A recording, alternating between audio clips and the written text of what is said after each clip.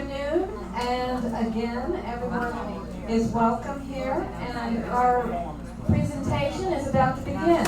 So if you can hold your conversations until later, we are ready to get started. And we want to give Jeremy all the time that he needs to get his wonderful program across. We are so excited to have him with us today. Jeremy Smith has his master's degree in counseling, and as a counselor, he has his own counseling clinic here in Lexington. It is called Atlas Counseling. Jeremy was instrumental in helping us here at BCB establish our peer mentoring program. So he is, we're just glad to have him back. I want you to know that the session will be recorded, and so we want to let you know that normally we put our recordings up on YouTube, but we may not be doing that today if the sharing that takes place today is of a personal nature. But just so you know, it will be recorded. So let's welcome Jeremy.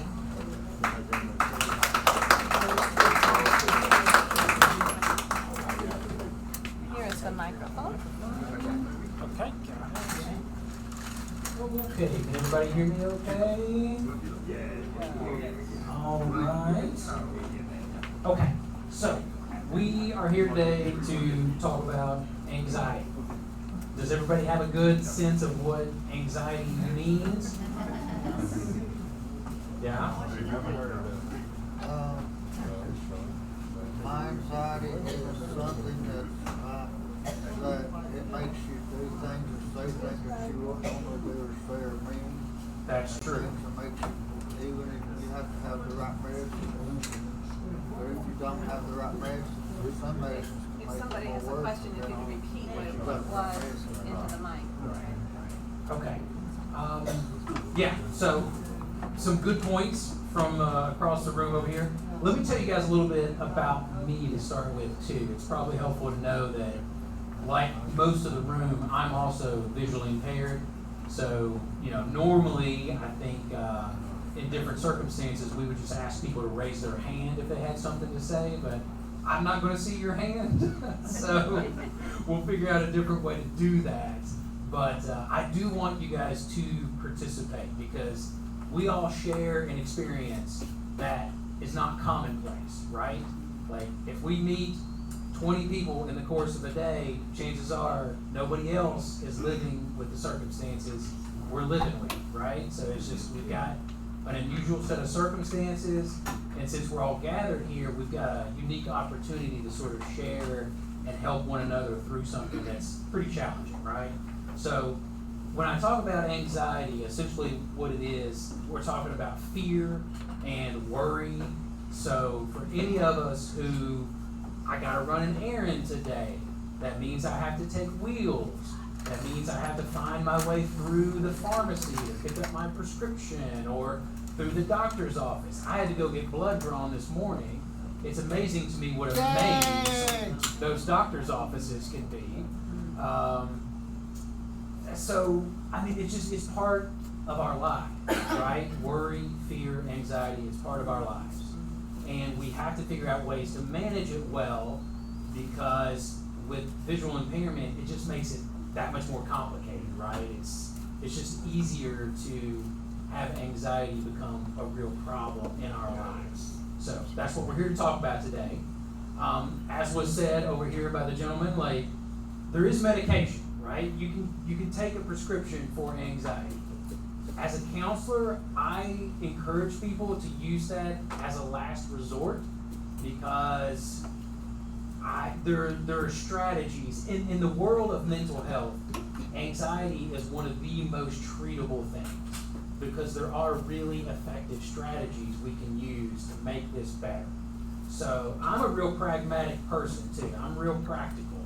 So a lot of what I want to spend time today talking about are very specific things you guys can do when you realize that anxiety is an issue for you, okay? So I want everybody to leave today with at least one thing, like the next time you're feeling anxious, you can use this tool to hopefully feel a little better. Now, let me say something about that too, because there is no magic bullet here. There is no magic solution that gets rid of anxiety. Whether you've got a visual impairment or not, anxiety is part of being a human being. So we're not going to erase that, but if we can make it 10% better, 20% better, maybe even 50% better, that makes doing the things that y'all need to do a lot easier, right? Like, if I'm 50% less anxious about the next time I gotta run this errand or go to the doctor, go to the grocery store, whatever the case might be, it's a lot easier with 50% less anxiety, right? Okay, so there are two parts to anxiety. There's a physical component, there's what's happening in your body, and there's a mental component, the thoughts that are going through our heads. So I'm going to get Richard to hit play on a little YouTube video that helps to, it's only about 5 minutes long, and it just helps to explain those two components of anxiety, because I want to give you guys strategies for how to deal with both the physical side and the mental side of anxiety, okay? All right, let's watch that video real quick. 1 second.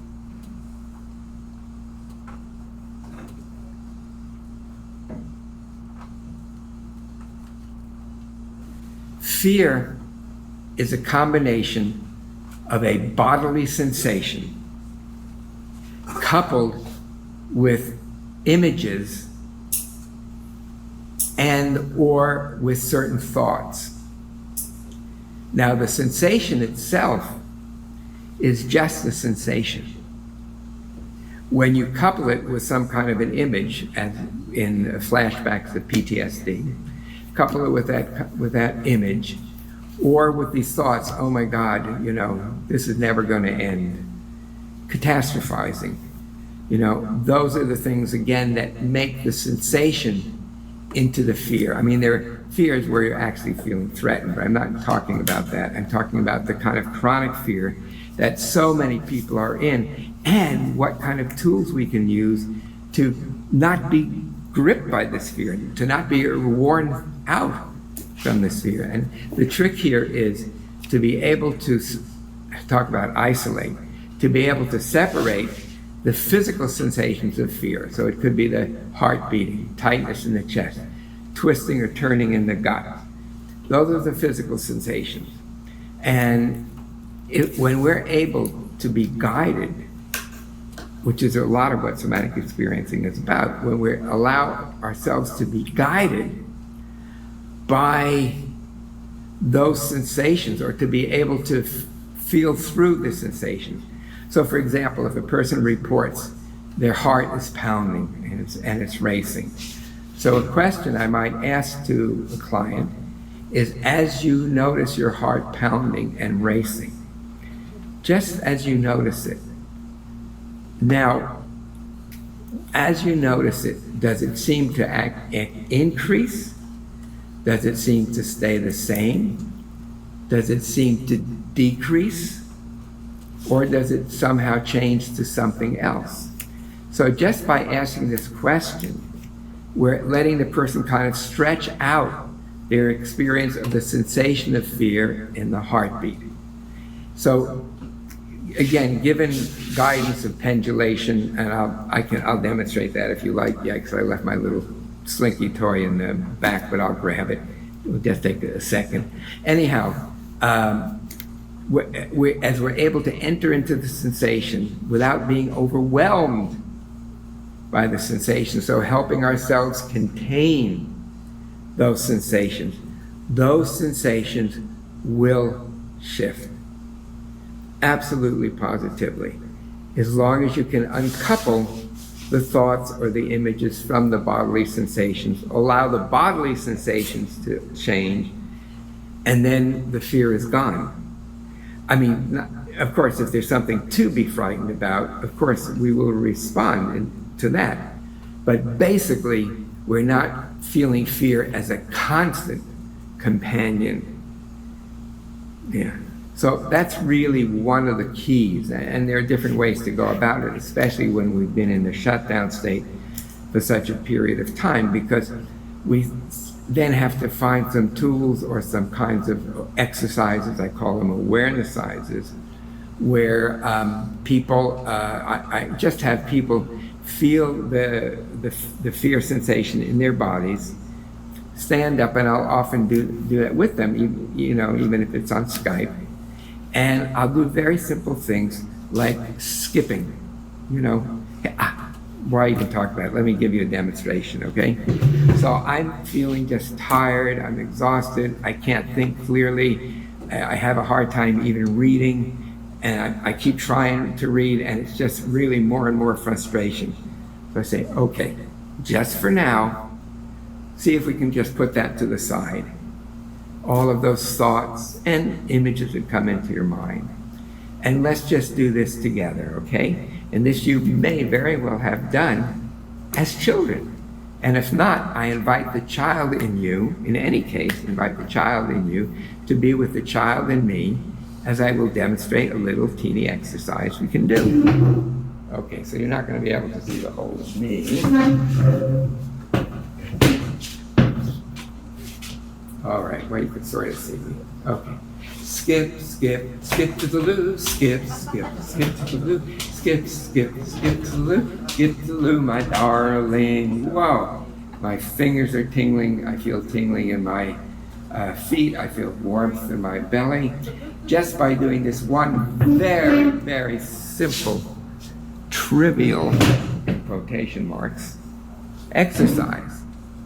So again, we need to mobilize a certain amount of energy, and then through the body sensations allow the energy, the sensations to go up and then to come down.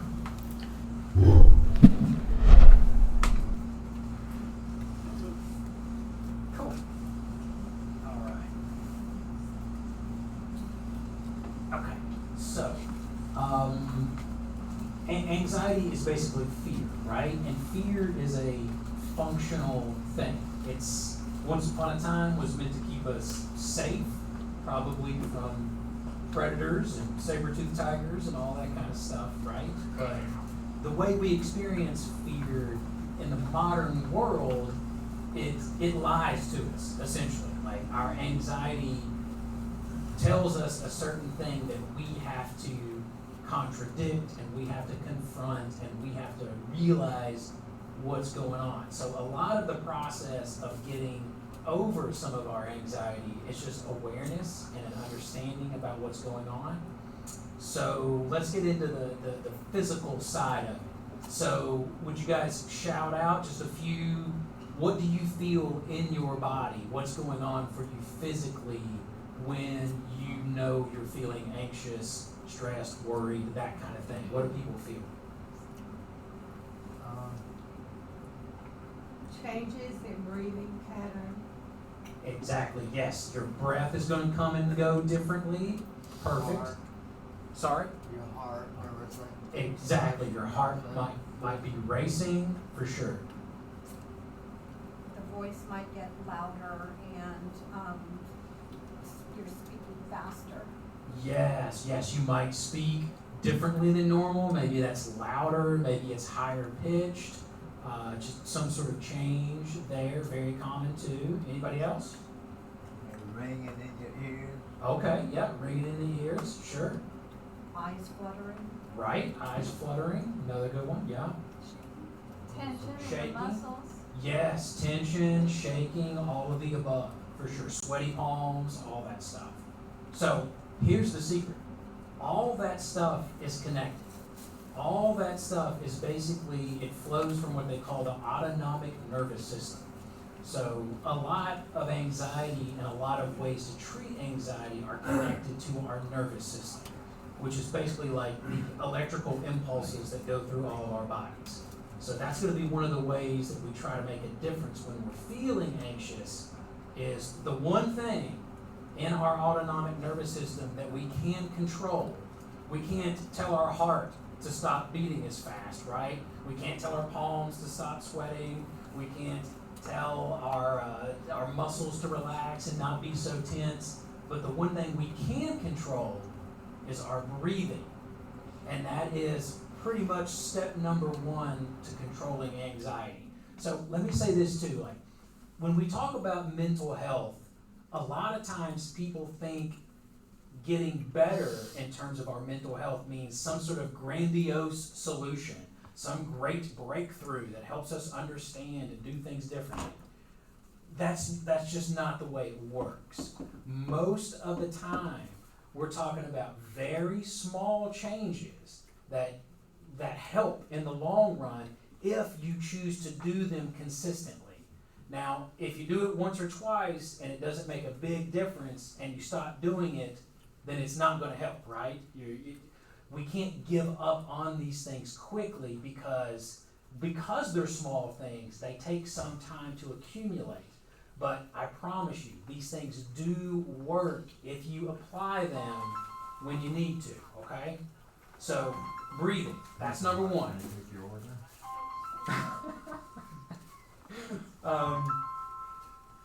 So what I'd like to do, if you guys are willing to do this with me, is I will just run you through a process.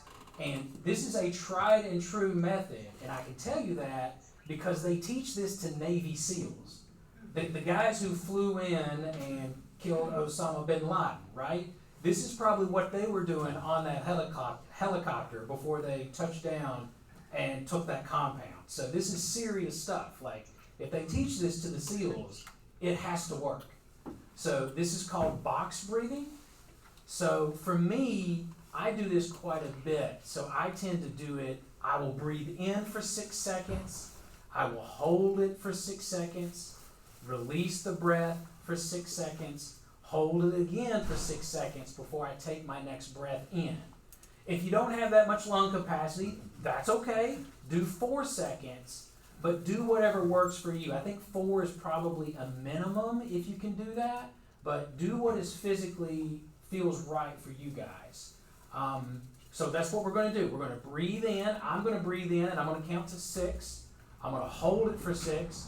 I'm going to release for 6 and hold it again for 6. So you see what that's called box breathing? It's essentially 4 sides, right?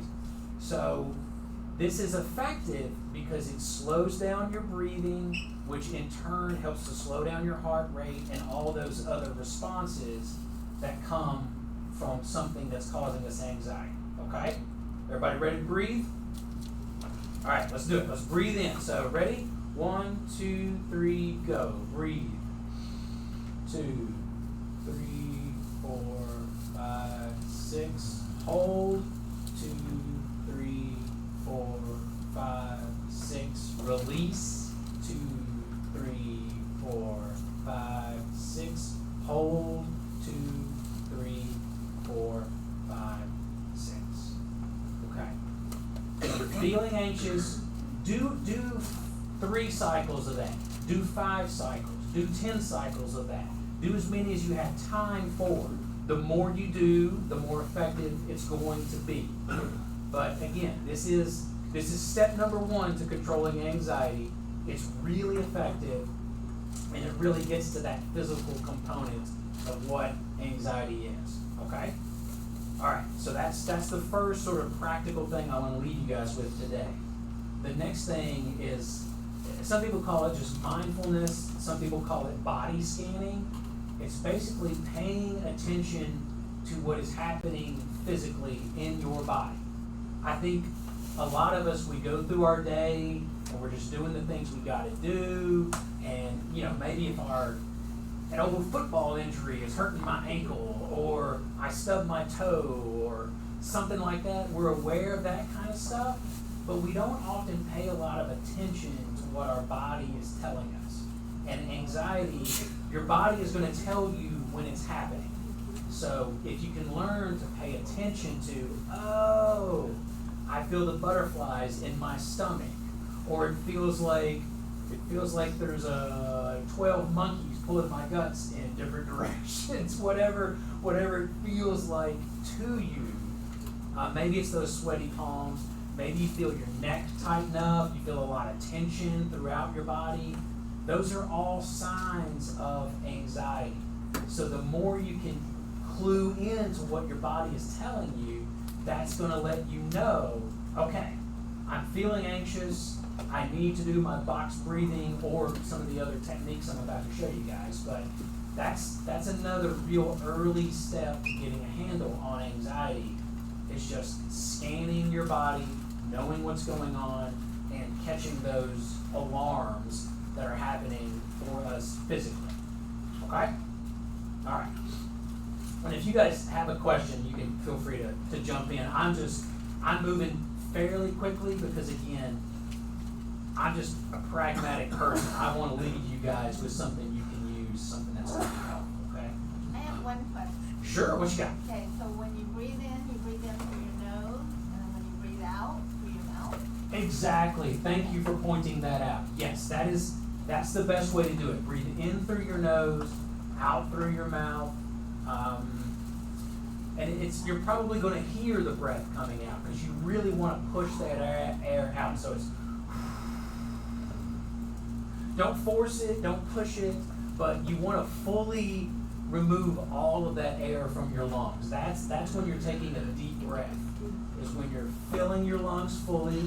There's no more room left. I'm full up in here, and then you're releasing all that air out. That's what you want to do. Cool. Thank you for that question. Okay, so the next thing, and I've got my computer with my notes here, so you guys may notice me reference my notes and some, but the next thing I want to talk about, we call this grounding in the mental health biz. So grounding is just a method to calm yourself down. We might also call this self-soothing.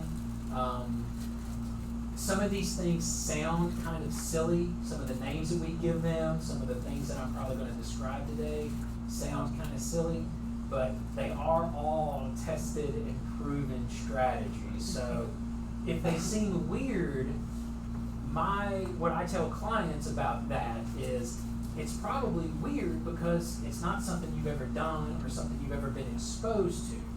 That doesn't mean it doesn't work. It just sounds funny because most of us don't grow up being taught some of this stuff about how to take care of ourselves, right? And that's what we're talking about, is these are methods for taking care of ourselves. All right, so grounding. What I generally encourage people to do, clients, when I'm talking to them about grounding, is sit in a chair, put your feet flat on the ground. I tend to wrap my legs back and cross them, but don't do that if you can. Set your feet flat on the ground. Have a nice upright posture so your lungs can be properly filled and release. Sort of straight spine if you can. I tend to slouch. I played drums since I was a teenager, so I've got this bad habit about slouching, but as much as you can sit up straight, that's going to be helpful. And this is sort of the posture that you want to be in when you're trying to do some of these breathing exercises, okay? That's going to be ideal. So I want to show you guys another technique. They call this the butterfly hug. Okay, so I have to describe this, and I realize most of us, you're not going to see what I'm doing, but I'll do my best to describe this as well as I can.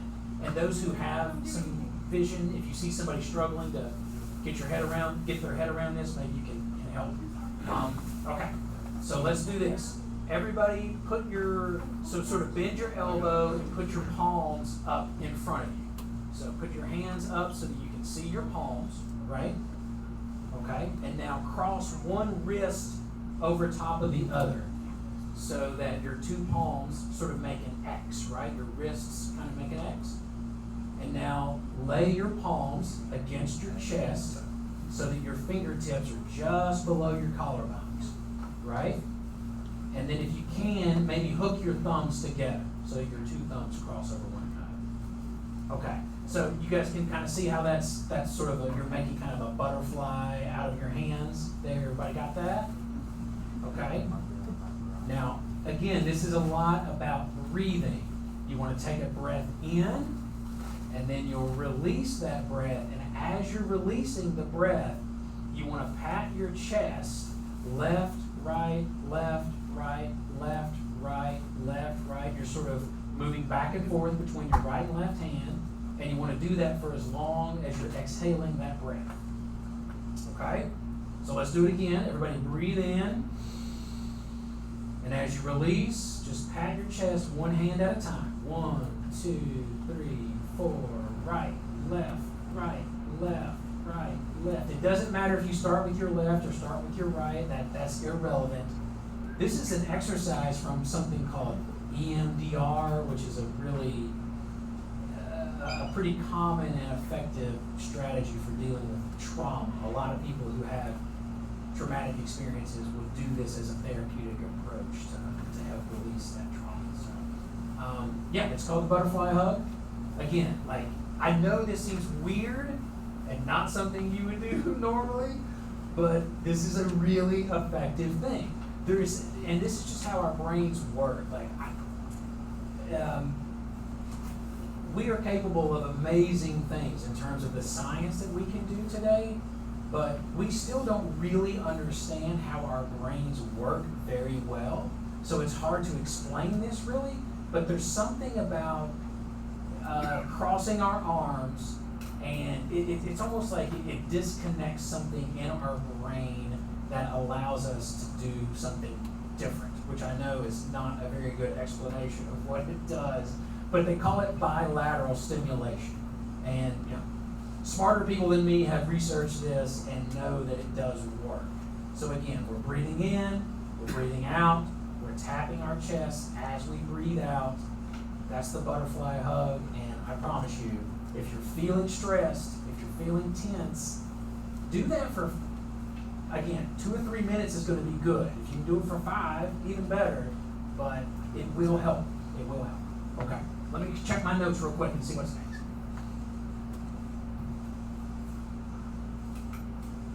Ah.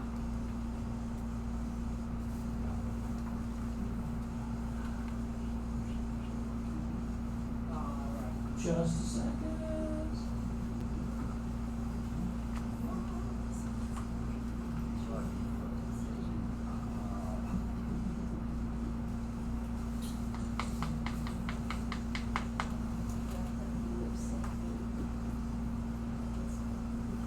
Okay, yeah.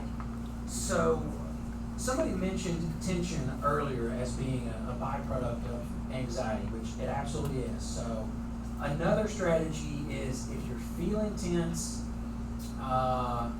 just go ahead and roll with that. You know, what I think what people would suggest is to, again, if you can sit in that same grounded position, sitting straight, upright, your feet flat on the ground, just sort of clench your toes and then feel that through your feet and then feel it through your calves, all the way up your legs, into your abdomen, your chest, your arms. You want to move up through your body, just tensing everything, and then let it go. Because there is something too, like if your body is naturally getting tense because of anxiety, if you intentionally engage your muscles, make them tense yourself, and then let it go, it does something to get that anxiety out of us. So sort of a tense and release throughout your body. That's going to be another effective thing to do, okay? And again, I'm throwing a lot of options at you guys, but this is another thing about mental health. Like, if I talk to a client about 10 different strategies, maybe 2 of those really work for them, and the other 8 don't, and that's okay. That doesn't matter. The point is to find something that works. So I want to give you guys a few options, and each one of you can figure out which one is most effective. Okay? All right. Back to the notes.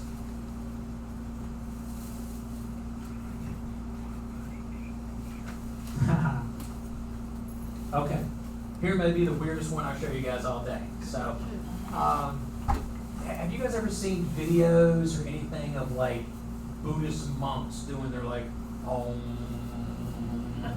that kind of thing, right? Like their meditation chant kind of thing. So I just saw a video the other day. There is actually a scientific reason that they do this. Now, I don't know if they figured this out thousands of years ago and it just knew that it was effective. I don't know how it came to be, but it's effective because it stimulates, it sort of massages. There's a nerve in our bodies called the vagus nerve. And so there's something about that vibration that happens at the back of your throat. It almost massages that nerve, and that helps to release some of the tension and the anxiety and the stress we're talking about today. So there's nothing really complicated about doing this. It's just vibrating the back of your throat with some sort of vocalization. So I'm a music guy. When I do this, I've always tried to hit a certain note or something like that, but there's no reason you have to worry about that. You don't have to be in key or hit a certain note or anything like that. Just find whatever is comfortable for you and just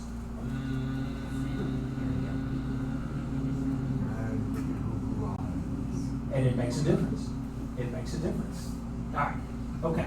So that's a bunch of the physical stuff. So now let's get into some of the thought stuff. That's going to be the other side of this equation. As the video told us earlier, there are the physical components of anxiety, and then there's also the thoughts that we have. Because we can do all of these breathing exercises, we can do the Om thing, we can do the tension and release, we can do all these things. But if our thoughts continue with something that isn't productive, then we're probably only doing half the work.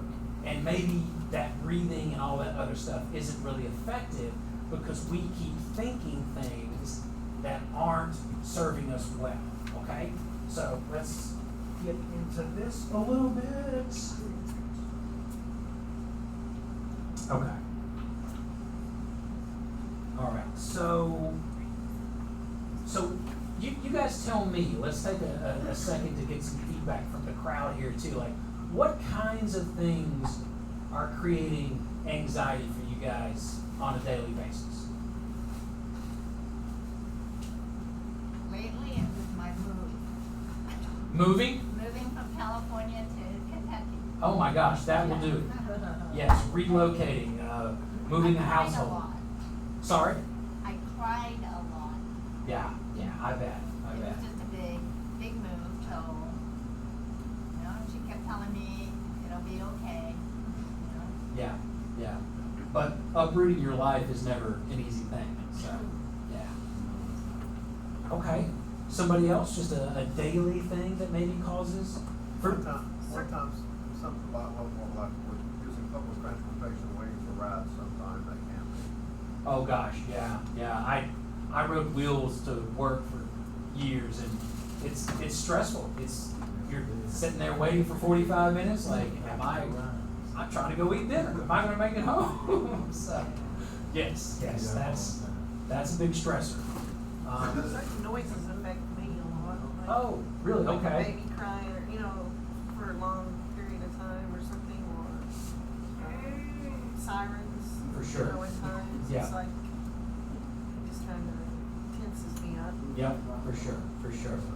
I worked for the Army for a couple of years, and so fireworks were always a big trigger. They would do a big 4th of July show on the installation, and half the crowd was dealing with PTSD, so it didn't make a lot of sense. So noises, yeah. For me, it's that stuff that I described earlier. It's running errands, it's being out of the house and having to navigate space where maybe I don't know the layout well, or there's always other people, so it's hard to know what to expect. Just uncertainty, right? That is so much of what anxiety is about, is uncertainty and our lack of control. So, Control's big with me. say it again, sorry? Control Control. is very big Yeah. with me. I've always been that way ever since I was a child. I've got to control everything. I've got to, Sure. everything in my house has to be in a certain place. Yep. And I've been married to a man for 55 years. Which makes all that stuff more So, difficult. yeah, I Yes. just- yeah. Yes. Yeah. It's. We interpret control as safety, right? And And a lot of us strive to make things as controlled as possible, but the reality is we cannot control everything.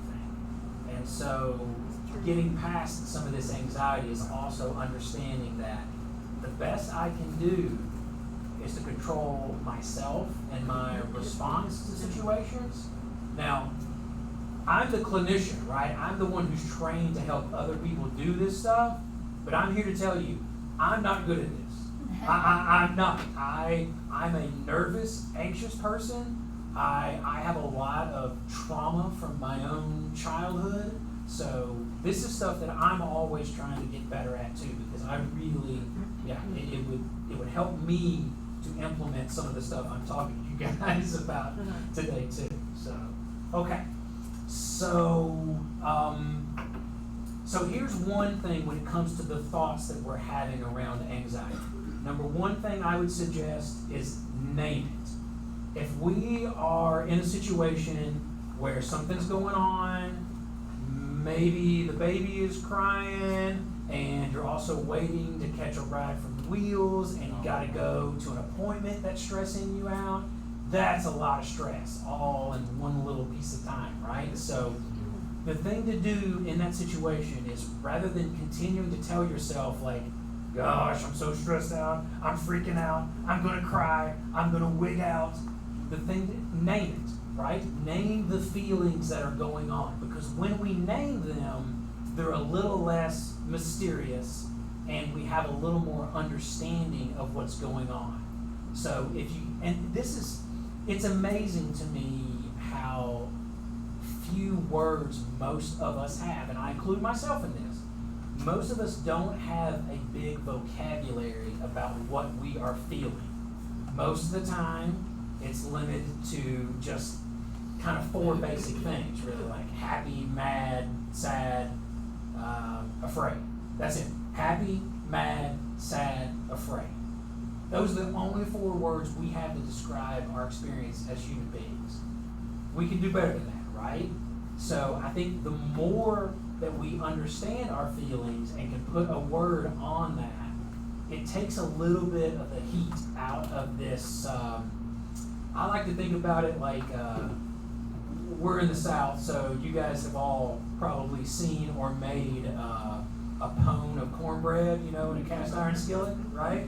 So I like to think about it like you pull that cast iron skillet out of the oven, that thing is raging hot. But you come back to it 20 minutes later and it's cooled off a bit, right? So this is what I'm talking about when I talk about naming what you're going through, the feelings that you're having. That's taking a little bit of heat out of that cast iron skillet, so maybe you don't burn yourself too bad if you touch it without a glove. So, all right, so that's one thing. Name the feeling. Here we go. Could you give some examples of what would be a more specific way to label your feelings? I mean, something you might say to yourself instead of fear, or, Sure. more specific. Yes, and that leads me into the very next thing I was going to say here. Thank you for the question. So in addition to naming the feeling and calling it, maybe it's not always anxiety, maybe it's you just heard that your brother's in the hospital and you're worried about him. It takes, the more words we have, the more vocabulary we have to talk about this stuff, I think the better, because it's not all one and the same, right? Every kind of anxiety is not the same. And I think it's just helpful to be able to pinpoint what's going on. But here's the other thing. Here's the next thing I would say. Instead of just saying, like, I am so stressed out about what's going on with my brother and whether or not he's going to be okay, if we can call it what it is a thought that we are having. Again, that's going to take a little bit of heat out of that cast iron skillet. So what I'm suggesting is, what I would say to myself, and I do have a brother, so I would say, like, I am having a really anxious thought about my brother and whether or not he's going to be okay. Now that's different. I know these things sound like silly semantic arguments and they don't really amount to anything, but it does because we're calling what's going on in our head, we're calling it a thought. And a thought is temporary. A thought doesn't last forever and ever, right? We have thousands and thousands of thoughts every day. I saw something the other day, I think the number is something like 6,000 thoughts a day. So if we call it a thought, then it helps us understand that it's not going to last forever. If we're just kept telling ourselves over and over again, like, gosh, I'm so worried about him, I haven't heard anything in a couple hours, he's going into surgery soon, whatever, like, that doesn't help the cause. That really works against us, right? So the more we can make this temporary, make it something smaller and something we can deal with, and that's what that does when we say, like, I am having an anxious thought about fill in the blank, or even like I'm having a thought that worries me about fill in the blank with whatever your situation is. That's one of these tools that we can use to control the way that our thoughts might be contributing to our anxiety. Now I know that's a little probably hard to get your head around to start with, but any questions there? I was just thinking, Jeremy, this is Susan, if, some other naming, some other ways you could name your anxiety could be like, I'm feeling worried, or I'm feeling frustrated, or I'm disappointed, or I'm confused. Just words like that could help describe it maybe a little differently than just fear or. Absolutely, Yeah. yeah. And Susan makes another good point there with how she said each of those things too, because we want to own this stuff. I feel disappointed. I feel worried. I feel stressed. It is important to own that stuff and let it belong to us by using those I statements. Usually in mental health, when we talk about I statements, that's in the context of marriage counseling or relationships, because when we're fighting, we often say, "You did this," but that's not a good strategy. We want to own our own stuff. So I feel, but anyway, that's beside the point. But and Susan used a series of words there too that also play into anxiety. So any of those terms that you can start to just better understand what they mean for you and when they apply to your situation, that's going to be a good thing. Okay, so one more thing. The weird thing about how we as human beings respond to situations, this is so interesting to me, is the physical sensations that we have when we're anxious or stressed out. Those are the same physical sensations we have when we're excited about something. Isn't that weird? It's like polar opposite things, but our body kind of does the same thing. Think about when you were a little kid and you come out on Christmas Day or whatever, and there's a big package there with your name on it. You're like jumping up and down, right? You're pumped. You're excited. Well, that same energy that's in your body when we're in a situation like we share in this room and we've got something stressful to do, like it's that same kind of energy inside of us that's going on. So, for instance, the example I would use is me. I came over here today to do this presentation. I kind of like doing this stuff, so it doesn't really stress me out. But if I haven't had time to prepare properly, that can stress me out. And I had to do some last minute prep this morning just because life has been chaotic. But so instead of coming over here today and telling myself like, gosh, I'm kind of anxious about doing this presentation because I didn't have as much time as I would have hoped for to prepare, what I came over telling myself is, I'm excited to do this. I'm excited to share what I have learned. I feel like there's some stuff here that can be useful to people, and I know it's useful to me. So that's a lot of times what we want to do, and again, like this is a mental health strategy. We often call this reframing, right? So we look at a situation and we see it in a certain light, right? And that is probably colored by our own life experience, whatever we might be going through today. But reframing is basically like if the frame is sort of, straight up and down the way it would be hanging on the wall, like just tilt it 10 degrees or something. That's reframing. That's basically, it's looking at a situation from a slightly different perspective. So in this case today, using, again, me coming here to make this presentation, instead of me saying I'm anxious about it, I just shifted that frame a little bit and said, actually, I'm excited about it, and I look forward to doing it. And the butterflies that I may have, what that tells me is that I care about this. I'm invested in it, right? I want to do a good job. I want to share stuff that's going to be useful to people. And that's all positive stuff. That's not negative in any way. So that's just one more potential tool for you guys to use. So let me check my notes. 5 minutes maybe. Gotcha. Okay. So yeah, we're gonna start to wind it down here, guys. Just the last thing I would say is, as far as our thoughts go, you want to nurture the positive stuff as much as you can, and you want to try to reduce the negative stuff as much as you can.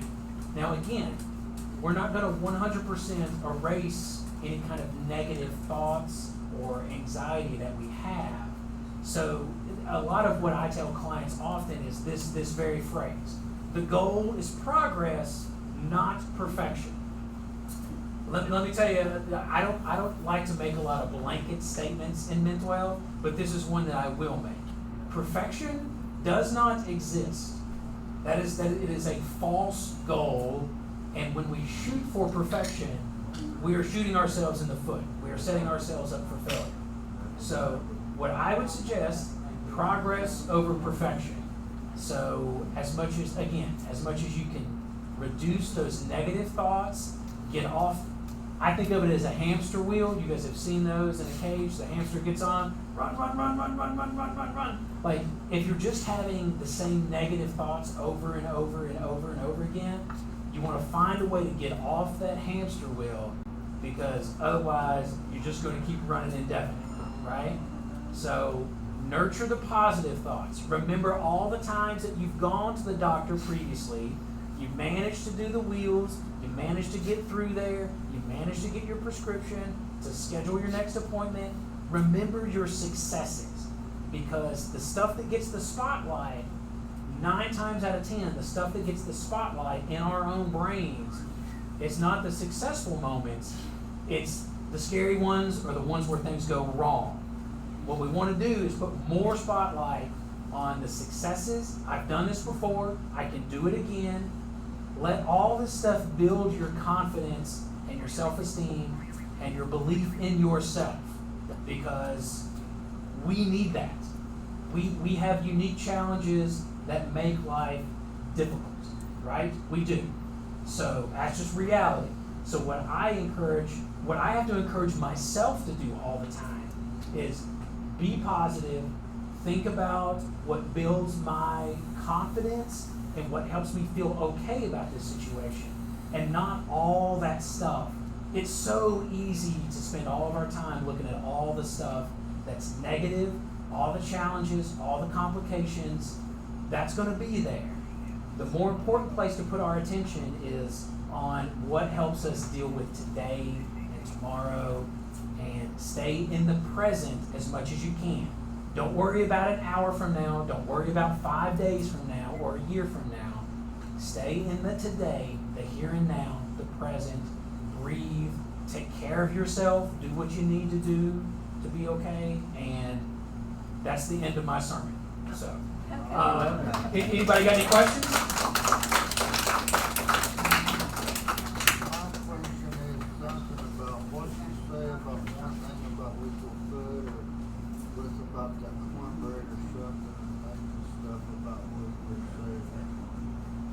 Talking about cornbread? Yeah, so the idea being we want to do things that take the heat out of that cast iron skillet so that it's not raging hot like it just came out of the oven. For example, the stuff like thinking differently, challenging some of our thoughts, trying to think positively, breathing. I mean, all that stuff is going to help just take a little bit of the edge off of that anxiety. That's what we're doing. And plus about the foot thing and stuff, or things that you say to do or something, or grounding your feet. Oh, yes. You want to keep your feet flat on the ground. That's when we think about grounding, just think about that, like connecting with the ground as much as you can, because when you breathe, that's going to help us create the right posture to do some of these breathing exercises. Now, does dreams come from anxiety? They certainly can. That's what I thought so. Yeah, for sure. Yeah, dreams are interesting. They often, if we look closely at them, they're often there to tell us something. So. Okay, you need to close the All right. Okay, so I think you all have already given Jeremy a round of applause. Let's give him another one. Thank you very much. We learned a lot today, and I hope everyone else, got something positive out of this today, because it was a real honor to have him back. Teresa has some questions. She wants to do some survey questions for the food distribution